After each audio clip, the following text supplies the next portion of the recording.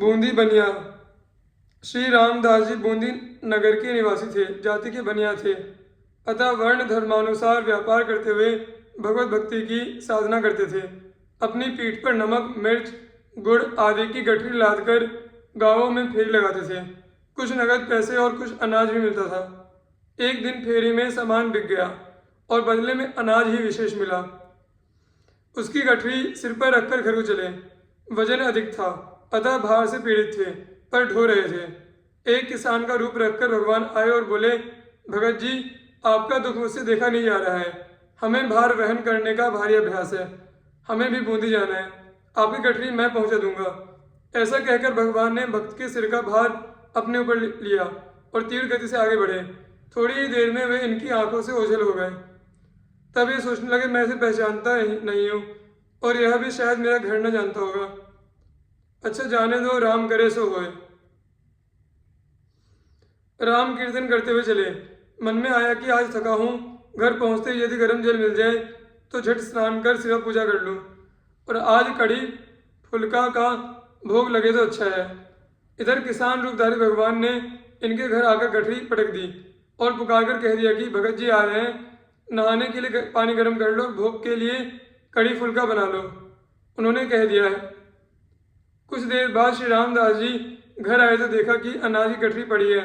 स्त्री ने कहा, जल गर्म हो चुका है, झट स्नान कर लो। कड़ी भी तैयार है, सेवा करोगे तब तक फुल्के भी तैयार हो जाएंगे। श्री रामदास जी ने कहा, तुमने मेरे मन की बात कैसे जान ली? उसने कहा, उस गठरी लाने वाले ने कहा था। मुझे क्या पता तुम्हारे मन की बात का। अब तो श्री रामदास जी समझ गए कि आज राम जी ने भक्त वात्सल्यवश बड़ा कष्ट सहा। ध्यान किया तो प्रभु ने प्रसन्न होकर कहा, तुम नित्य संत सेवा के लिए इतना श्रम करते हो, मैंने तुम्हारी थोड़ी सी सहायता कर दी तो क्या बिगड़ गया? आपने स्त्री से पूछा, तूने उस गठरी लाने वाले को देखा था क्या? उसने कहा, मैं तो भीतर थी, उसके शब्द अवश्य बड़े अति मधुर थे। आपने कहा, वे साक्षात भगवान ही थे। तभी तो उन्होंने मेरे मन की बात जान ली। वे संत सेवा से अति संतुष्ट होते हैं। अब यदि प्रेम से संत सेवा करेगी तो प्रभु पुनः दर्शन देंगे। स्त्री पछता रही थी, मैं दर्शन नहीं कर पाई।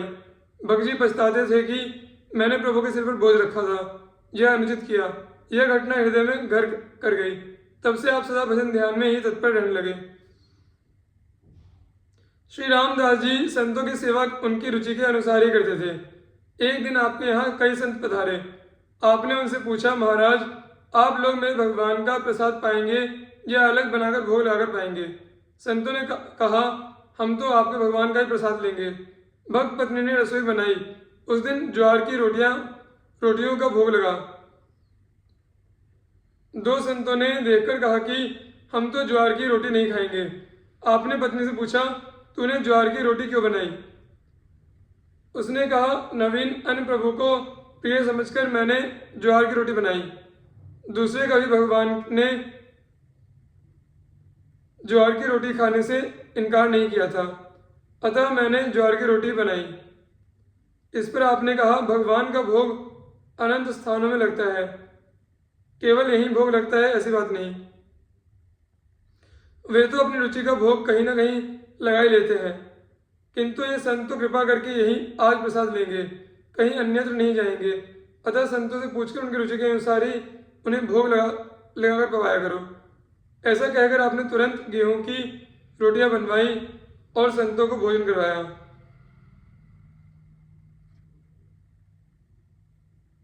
श्री रामदास जी के यहाँ अनेक साधु संतों के भोजन नित्य होते। अतः कुछ दुष्टों ने इसे सह न सकने के कारण राजा से शिकायत की कि इस बनिया के पास अपार संपत्ति है, व्यर्थ ही उसे लुटाता है, आपको कर भी नहीं देता है, सबको ठगता है। अतः इसकी संपत्ति को आप छीनकर राजकोष में जमा कर लें। राजा ने उनकी बात मानकर सिपाही भेजे।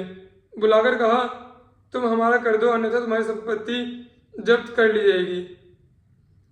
भगत जी ने कहा, मेरे पास धन का संग्रह नहीं है, जो कुछ कमाता हूँ उसे संत सेवा में लगा देता हूँ।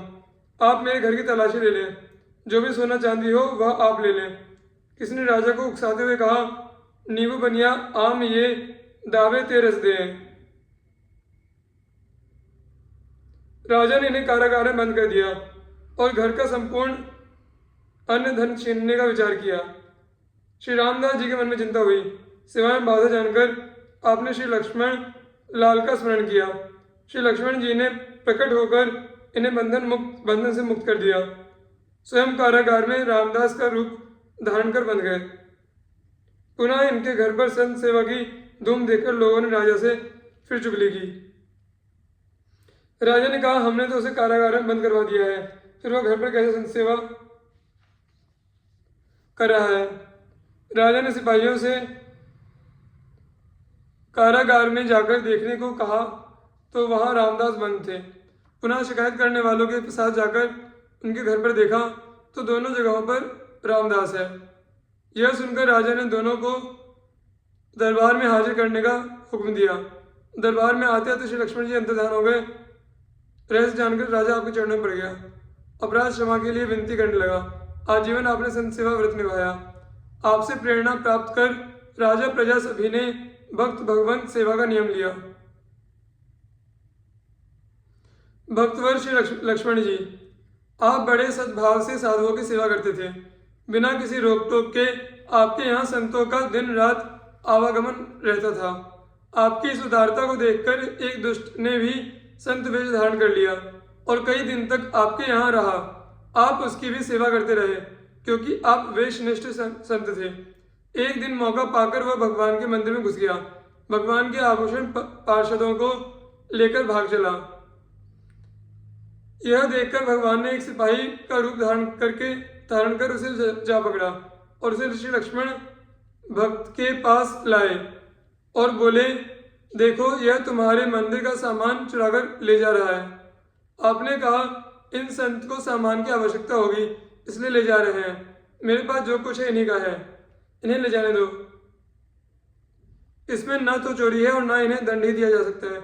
अब वह सिपाही भगवान क्या करते, वह सामान लेकर चला तो भगवान भी साथ साथ चले, फिर उसके आगे आगे चलने लगे। इसके बाद अंतर्धान हो गए।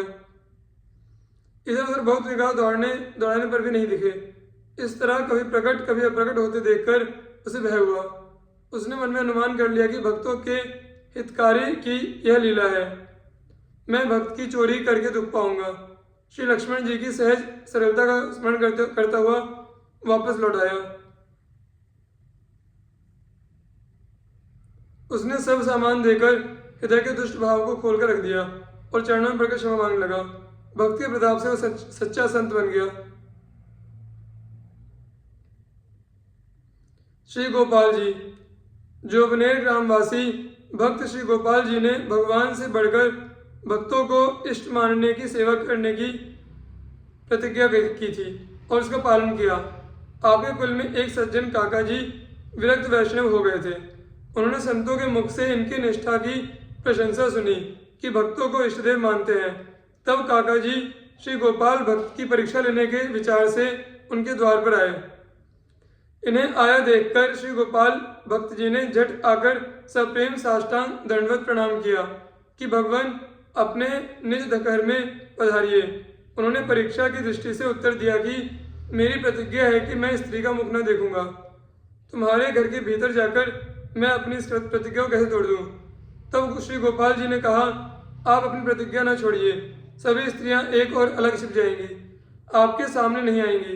ऐसा कहकर घर जाकर उन्होंने सब स्त्रियों को छिपा दिया। तब इनको घर ले गए। इसी बीच संत दर्शन के भाव से यह कौतुकवश एक स्त्री ने झांक कर देखा। स्त्री के झांकते ही उन्होंने गोपाल भक्त के गाल पर एक तमाचा मारा। श्री गोपाल जी के मन में जरा सा भी कष्ट नहीं हुआ। वे हाथ जोड़कर बोले, महाराज जी, आपने एक कपोल को तमाचा प्रसाद दिया, वह तो कृतार्थ हो गया। दूसरा आपके कृपा प्रसाद से वंचित रह गया, अतः उसे रोष हो रहा है। कृपा करके इस कपोल पर भी तमाचा मारकर इसे भी कृतार्थ कर दीजिए। प्रिय वाणी सुनकर उस वैष्णव के नेत्रों में आंसू भर आए। वह श्री गोपाल जी के चरणों में लिपट गया और बोला, आपकी संतनिष्ठा अलौकिक है। मैंने आकर आपकी परीक्षा ली। आज मुझे आपसे बहुत बड़ी यह शिक्षा मिली कि भक्त को अति सहनशील होना चाहिए तथा वैष्णवों को भगवान से भी बढ़कर मानना चाहिए।